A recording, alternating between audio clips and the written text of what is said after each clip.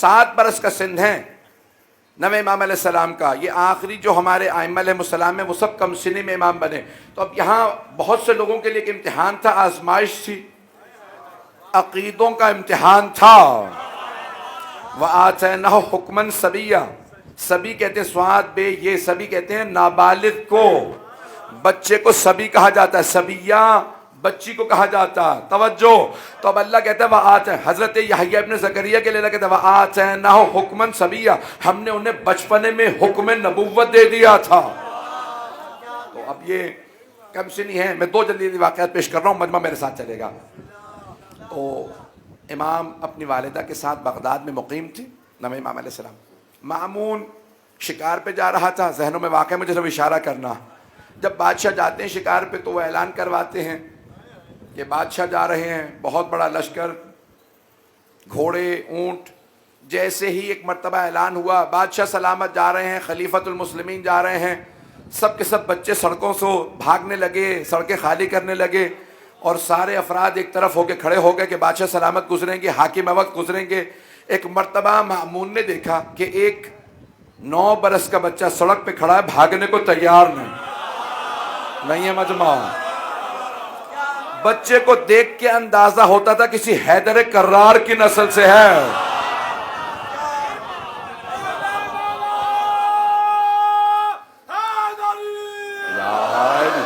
توجہ ہے نا جانے گرام. مامون نے ایک مرتبہ اپنے تمام کے تمام سپاہیوں سے کہا روک دو لشکر کو, مجھے بچے سے بات کرنے. اب ایک مرتبہ مامون گھوڑے سے اترا کا برخوردار, جب سب بچے بھاگ گئے تو آپ کیوں نہیں بھاگے؟ امام نے بڑی متانت سے کہا 3 وجوہات کی بنا پہ نہیں بھاگا. مامون اور زیادہ پریشان, ایک بھی نہیں 3 وجوہات ہیں. کہا 3 وجوہات کی بنا پہ میں نہیں بھاگا. کہا اب وہ سننے لگا, سارے اس کے جو وزیر تھے, سارے فوجی حشم سب سننے لگے. کہا کیوں نہیں بھاگے؟ کہا پہلی وجہ یہ کہ میرے یہاں کھڑے ہونے سے تیرا راستہ نہیں روک رہا. دوسری وجہ یہ کہ میں نے کوئی جرم نہیں کیا, جب میں قصوروار نہیں تو بھاگوں کیوں؟ بھاگتے مجرم ہیں, بے گناہ نہیں. معصوم بھاگا نہیں کرتے.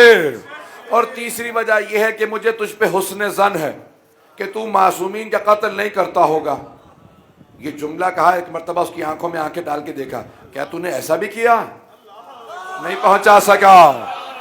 امام نے وقفہ دیا, جب کہا نا کہ میرا حسن ظن ہے کہ تو معصومین کا قتل نہیں کرتا ہوگا, پھر کہا کیا تو نے ایسا بھی کیا؟ یعنی اس سے کہا کہ میں جانتا ہوں تو قاتل ہے. اس نے ایک مرتبہ سوال کیا آپ کون ہیں؟ امام نے کہا انا محمد ابن علی, میرا نام محمد بابا علی ہے. کہا کون سے علی؟ کہا علی ابن موسیٰ رضا. کہا وہ جو خراسان میں تھے؟ کہا ہاں وہ میرے بابا تھے. کہا اسی باپ کا ایسا بیٹا ہو سکتا؟ چلیے گا بہت جلدی, میں وقت نہیں زیادہ لے سکتا. چلا مامون گیا شکار پہ, اور عربوں کو آج تک عقاب پالنے کا بہت شوق. عقاب مہنگا ہوتا ہے, اس نے اپنے عقاب کو اڑایا ایک دراج کے پیچھے, پرندے کے پیچھے. کچھ دیر میں دونوں آنکھوں سے اوجھل ہو گئے. جیسے عقاب واپس آیا تو واپس آنے کے بعد پرندہ نہیں تھا بلکہ ایک چھوٹی سی مچھلی. سارے اپنے وزیروں سے پوچھنے لگا, گیا تو پرندے کے پیچھے تھا, دور دور پانی نہیں ہے, مچھلی کہاں سے لے آیا؟ کہا ہمیں کیا معلوم. اب واپس چلنے لگا, پورے راستے سوچتا رہا مچھلی ہوا میں کہاں سے آئی, عقاب مچھلی کیسے لے کے آیا.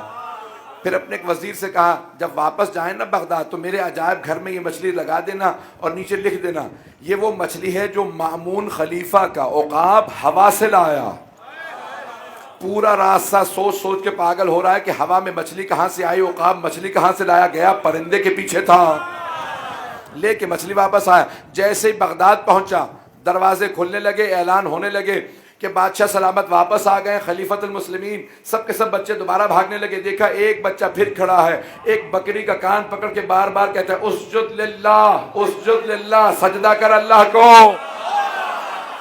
مامون نے کہا سواری روکو. ایک مرتبہ آگے بڑھے, کہا آپ بکری سے کھیل رہے ہیں؟ امام نے کہا ہم کھیلنے کودنے کے لیے خلق نہیں ہوئے.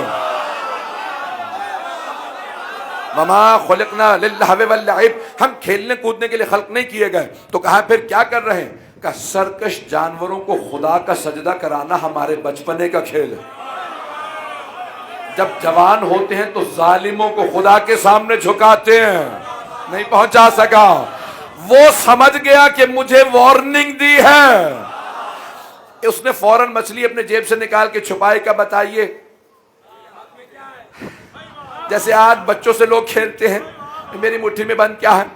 تو امام نے کہا بادشاہ شکار پہ جاتے ہیں, عقاب کو پرندوں کے پیچھے اڑاتے ہیں, خدا پانی میں بھنور چلاتا ہے, چھوٹی مچھلیاں طاقت نہ ہوتے ہوئے ہوا میں اڑ جاتی ہیں, عقاب پرندے چھوڑ کے مچھلی لے آتے ہیں, بادشاہ پریشان ہو جاتے ہیں اور ذریت رسول خدا کا امتحان لیتے ہیں. فضان کرام ایک مرتبہ امام نے اس انداز سے جواب دیا کہ جواب بھی دے دیا, اور ایک مرتبہ اسے پیغام بھی دے دیا کہ میں عام بچہ نہیں ہوں,